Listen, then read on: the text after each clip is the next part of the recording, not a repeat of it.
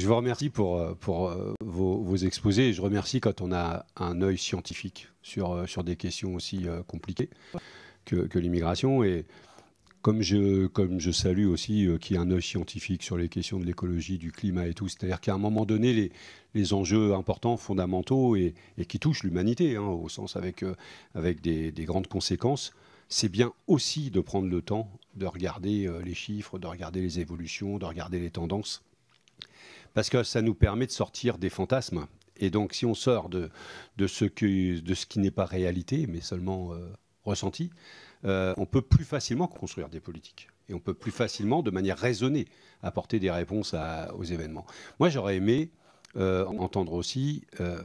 non, d'abord, je regrette que toutes les tendances politiques qui existent en France et qui sont présentes à la Commission des Affaires étrangères ne soient pas là aujourd'hui pour entendre tout ce que vous avez dit. Et j'espère qu'ils auront l'occasion de revoir cette commission remarquable par votre intervention. Ensuite, vous n'avez pas trop parlé, mais peut-être ce n'est pas dans vos critères d'analyse, mais quand vous avez dit les politiques, en fait, par leurs décisions, n'agissent que très peu, immédiatement, j'ai pensé à des sujets qui, pour moi, ont agi beaucoup par des décisions politiques.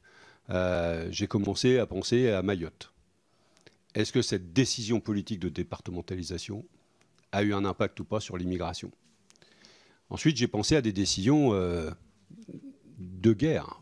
Est-ce que l'intervention française en Libye et les conséquences derrière a eu un impact ou pas sur les questions de migration? Et d'une manière générale, les décisions que l'on prend ici ou là dans le monde, est-ce que ça a un impact ou pas sur l'immigration? Ensuite, il y a les questions des politiques menées en France. Dublin. Alors ça a été dit un peu par l'ambassadeur, pas avec ce mot-là, mais Dublin. Il y a des familles qu'on enferme aujourd'hui, il y a des préfectures qui enferment les gens en attendant qu'ils soient renvoyés dans le pays d'origine. Quel est j'allais dire l'impact humain sur ces personnes-là? Parce que j'aimais quand vous disiez à un moment donné, d'abord l'immigration, les immigrés, non, c'est un immigré, c'est une histoire, c'est une vie, c'est une raison. Moi, j'ai entendu au Mali, aussi à Bamako, des mères de famille expliquer que c'était digne dans une famille quand le fils aîné prenait la décision d'essayer, tellement la misère était forte, de trouver une solution ailleurs. Ils disaient même pas en Europe, ailleurs, de migrer pour essayer de trouver de quoi faire vivre la famille, de quoi nourrir la famille, etc.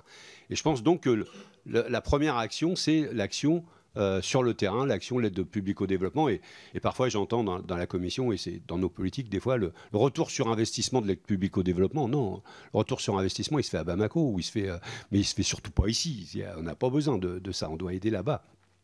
Et puis, il y a aussi, et je m'arrêterai là parce que le temps nous est compté, dans les décisions politiques, on a eu un pays, puis comme c'était l'actualité du week-end, qui s'appelle la Tunisie, qui est dans une œuvre de construction d'une démocratie.